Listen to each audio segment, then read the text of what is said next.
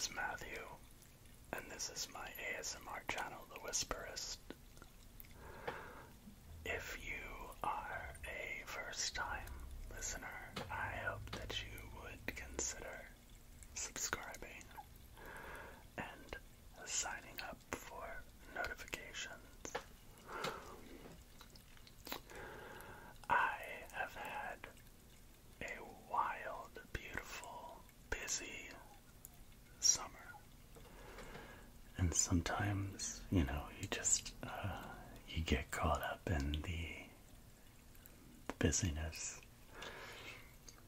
My ex-wife, Jessica, and I just got back from taking our kids to Paris. And we also went to Dublin for a couple days and toured around there. And so I'll talk to you about that a little bit. And I just I'm gonna babble a little bit, because that's what I do. I should call this channel Babbling ASMR, because that's what I tend to do. But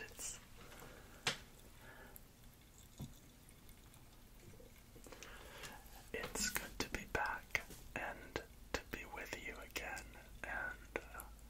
and to be able to create some content for you to relax by, and to fall asleep to, and to find your zen with.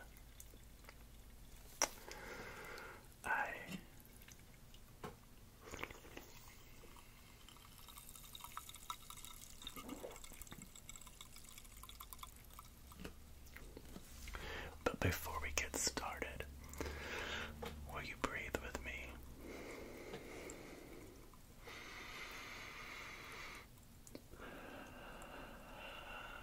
Take a deep breath in through your nose. Inhale deeply. Hold it for just a second. And exhale. Let's do that again. Breathe in through your nostrils. Hold it for just a second and then breathe out.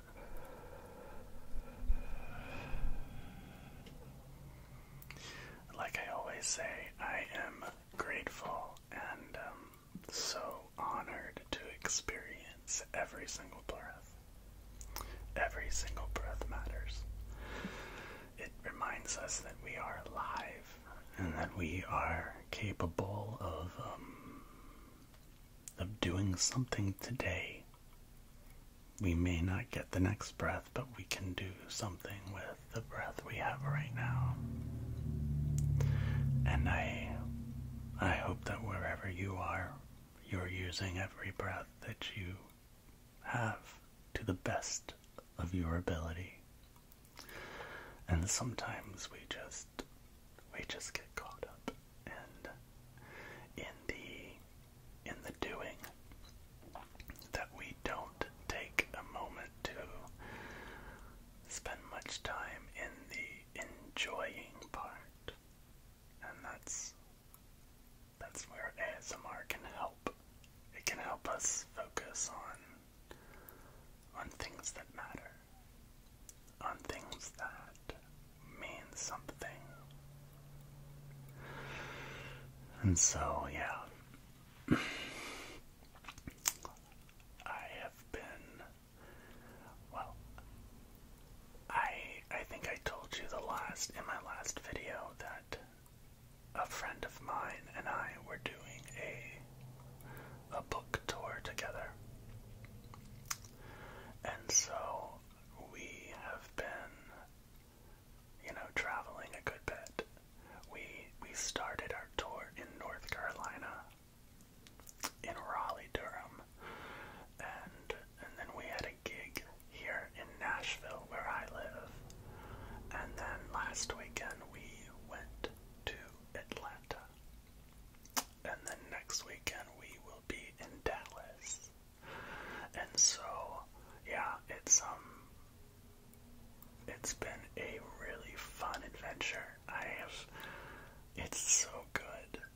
it's so good to get out of my workspace, which happens to be my home, where I do most of my writing, and get to meet people who enjoy my readings and enjoy my books and buy my books for their children. And so that's been a really lovely, wonderful experience. So yeah, but in the middle of that,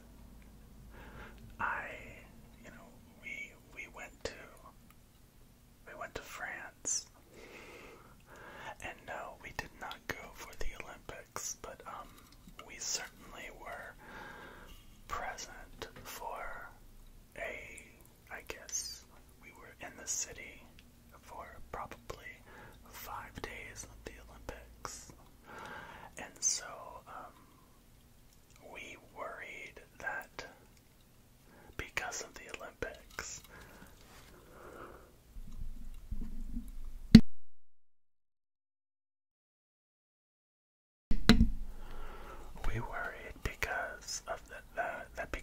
Olympics, we would run into so many crowds, and that we would feel overwhelmed all the time while we were there, because when we booked the trip, believe it or not, we actually didn't know that the Olympics were happening at the same time. And to be honest, when Jessica found the tickets, it didn't even click in my brain that the Olympics were happening in Paris, and so that was so we were slightly surprised when we were able to score such cheap airfare to Paris during the Olympics. But anyway, we ended up arriving in Paris 4 days before they started. And so we witnessed them doing a lot of setup, and certainly before getting there, we worried that us being there would be that we would feel like we were in the way, and that was honestly not the case. For maybe a week or 10 days prior to the Olympics happening, Paris required a special code that you had to apply for in order to get around the city. And you could apply for it for almost anything, like if you had a dinner reservation at a restaurant for during this time that was inside this particular area, they would approve your presence in that space. And so we actually did do that for a dinner reservation. We had dinner underneath the Eiffel Tower one evening. And, of course, the Eiffel Tower was already decorated with the Olympic rings and whatnot.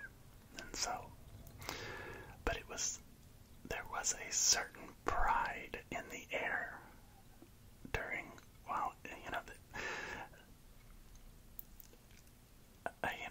people in Paris, they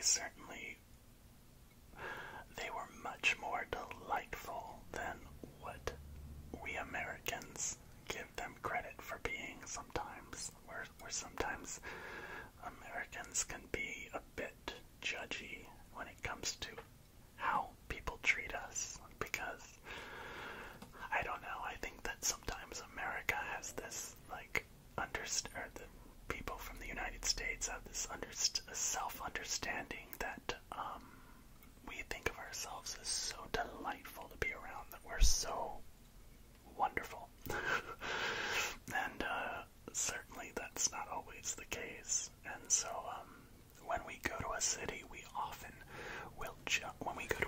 that's outside our country, we will often judge that city by how they treat us. And I've traveled enough that I don't do that anymore, but I certainly have heard the stereotypes about, people in Paris.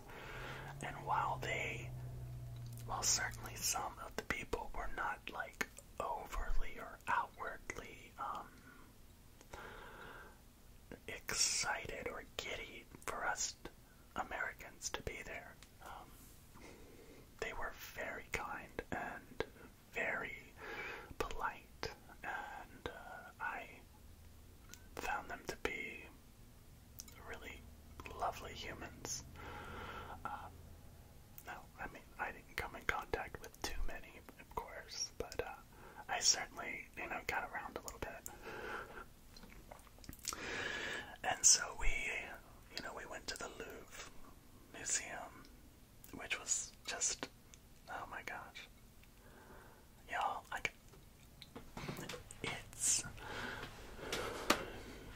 there's just something incredible about seeing an iconic image that has been etched, that you have seen pictures of over and over and over again, and I'm talking about the Mona Lisa. The Mona Lisa was just, wow, it was so cool to actually stand in front of the actual work of art. What a gift. What a gift to see that in real life.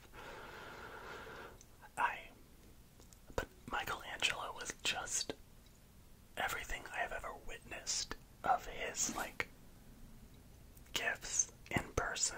I went to see the statue of David in Florence, Italy, a few years ago. And it is one of the most breathtaking works of art I have ever seen. And if you ever have the privilege of being in Florence, Italy, you have to go and see the Michelangelo's David. You have to go see it. It is breathtaking. It's just his ability to capture the human form in sculpture was just otherworldly. And for him to be able to do it without, the aid of computers or vast amounts of diagrams and, all of the things that we have available to us now, for him to have been able to capture that and do that with such pristine perfection it amazes me. And while his paintings were not always at the same caliber that his sculpturing was, there was a humanity that he captured in his art that just I find so interesting. And so as I was standing there in front of the Mona Lisa, and certainly everyone kept asking, were there a lot of people? Did you have to wait in line for a long time? And we didn't. The crowds were down because of the Olympics, because they required you to have a special pass to get inside. And so it was really incredible to stand in front of this legendary, iconic piece of art and just have a moment with it all to myself. Now, there were people around me, but I was right in front of it. There was not a moment where I had the time and the space to stand right there and not have anyone in front of me as I just viewed it from spot in line, and it was so powerful. I loved it. And then we went to Versailles, the castle of Versailles, and my goodness, it's gaudy. Like the castle itself is gaudy, but it's beautiful. Like so much gold, and if you've ever been in a room that is literally made of so much gold, then you know that you know how gaudy it can be. And so, but my favorite part of Versailles was going outside into the gardens. Like we rented a golf cart because the gardens are enormous. If you've been there, you know, like it's acres and acres and acres of just trees and flowers and sculptures and water fountains and little pools, and and there's little places you can go and visit where certain people's lovers lived. And so it was, there was something just really lovely about being in that space of the gardens. We spent the majority of our time at the gardens, which is where one of our cool little moments happened regarding the Olympics, because I was trying to take a selfie of Jessica, me, and our kids together in front of this like flower bed that was just in full bloom.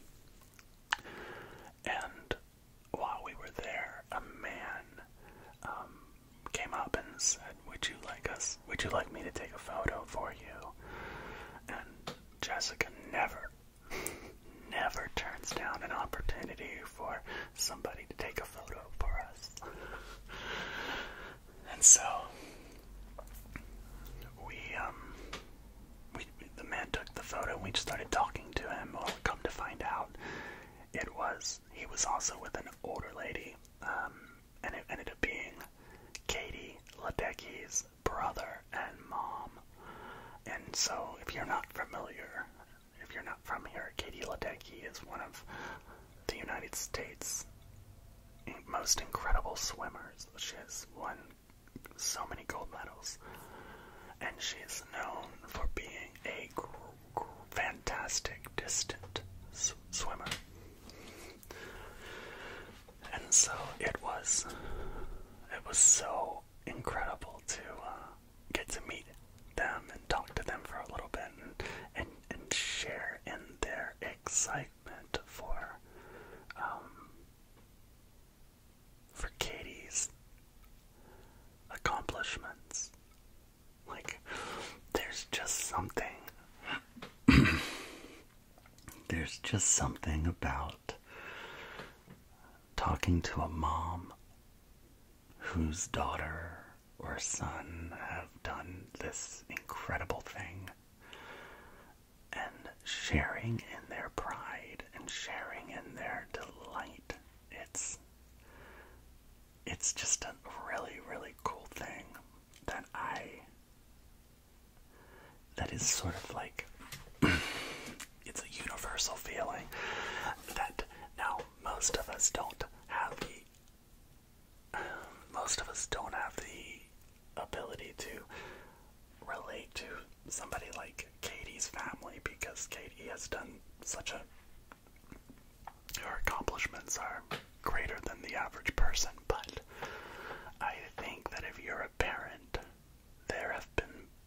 I think you can relate to big and small moments in your child's story, that when you just felt this grandiose pride for them, that you were just so proud of them that you this like feeling well up inside of you that you just struggled to explain.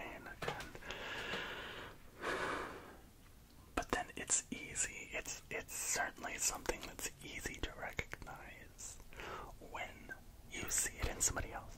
And so talking to Katie's mom was just a delightful thing, because I just got to share with her, share in her pride for Katie's accomplishments and Katie's, and the excitement they felt, and the nervousness they felt for what would happen this particular time. And, she ends up going on and, winning. I think she won every single one of her races. Like, I mean, that's just wild to me. It was so wild. So that was cool. And so, we definitely enjoyed Versailles. And then the day after the opening ceremonies, on the very first day of the Olympics, the code was lifted, and that was the only day in Paris that we felt like it was kind of crowded.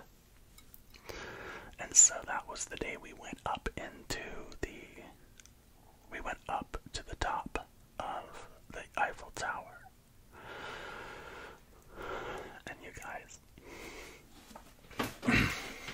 guys, like, I can't tell you how afraid of heights I am. Like, I am truly afraid of heights. Like, I have a physical, if you have a fear of heights, you will understand this, but like, I have a physical reaction to walking up to an edge where I am looking down or something. Like, I usually feel like I'm going to fall through the cracks. Like, I'm going to fall through some sort of, open space. And so like I was very afraid to go up to the top, but for some reason, how that particular, how they had designed the Eiffel Tower, it did not scare me.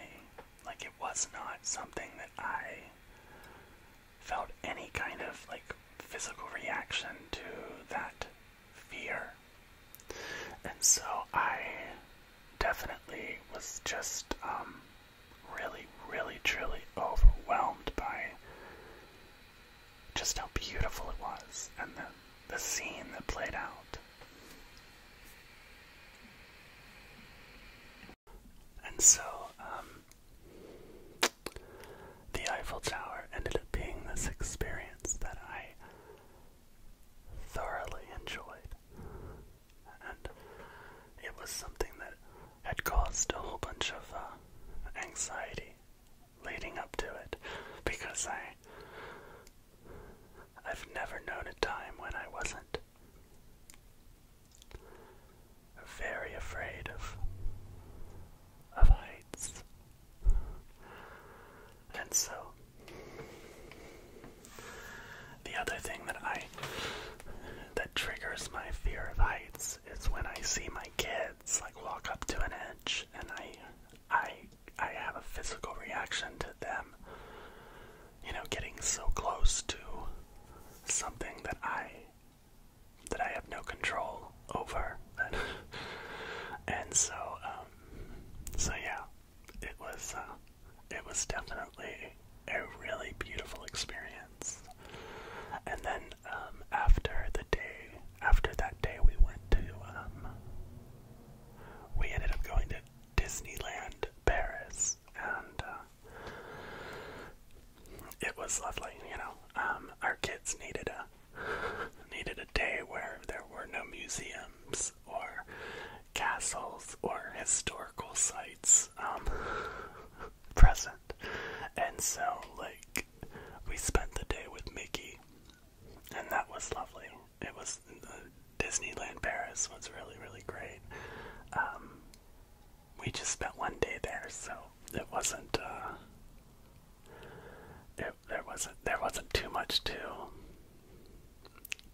it. Like, the crowd was low, and we ended up riding a couple rides over and over and over again. And then the next day, we got up really early in the morning, and we flew to Dublin.